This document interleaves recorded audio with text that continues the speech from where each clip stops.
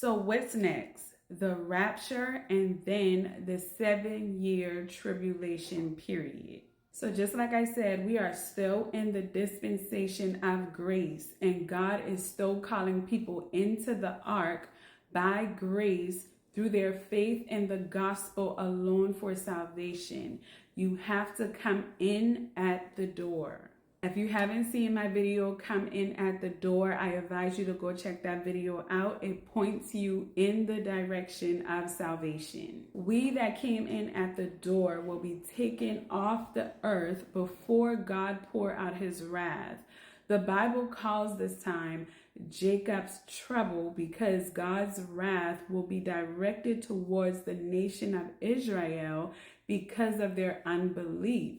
But all unbelieving Gentiles will also experience the wrath of God. During the 7-year tribulation period, there will be 144,000 members from the 12 tribe of Israel.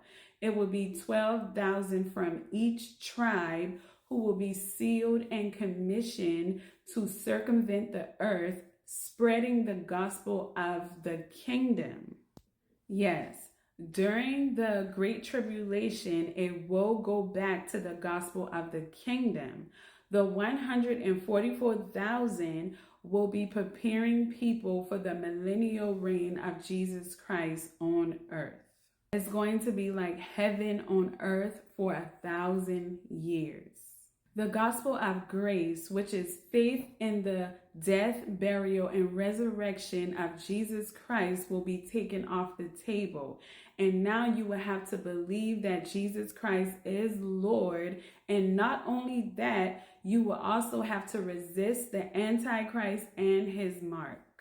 The Antichrist will be pushing his mark, also known as the mark of the beast, on people. And if you reject his mark, as you should, you will not be able to buy or sell. And as you reject the Antichrist and his mark, you will face persecution and be martyred.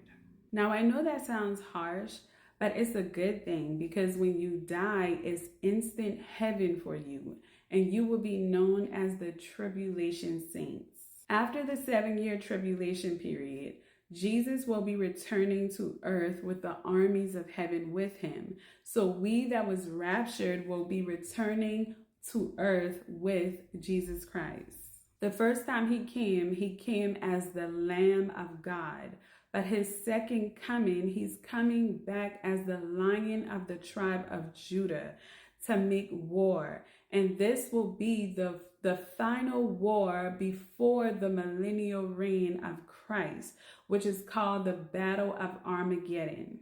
After the final war, the Old Testament saints and the tribulation saints will be resurrected in their glorified bodies going into the earthly kingdom, and Satan will be locked away in the bottomless pit for 1,000 years during the millennial reign of Jesus Christ on earth. After the 1,000 years, Satan will be released and deceive mankind one last time.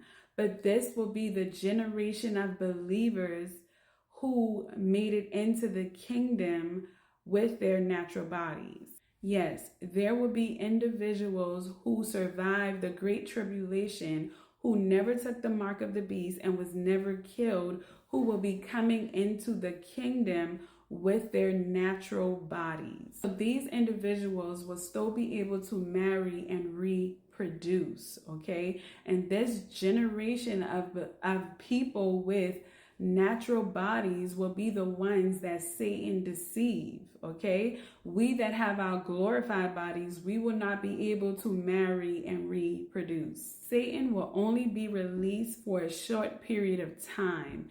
And after the last temptation, Satan and all of his followers will be cast into the lake of fire for eternity. And then there will be the last resurrection when all the wicked people from the beginning of time up until the last temptation will be resurrected and stand before the great white throne for the final judgment. And if your name is not found in the book of life, you will be cast into the lake of fire for eternity. And after that, there will be a new heaven and a new earth. Revelation chapter 21, verse 1 through 5.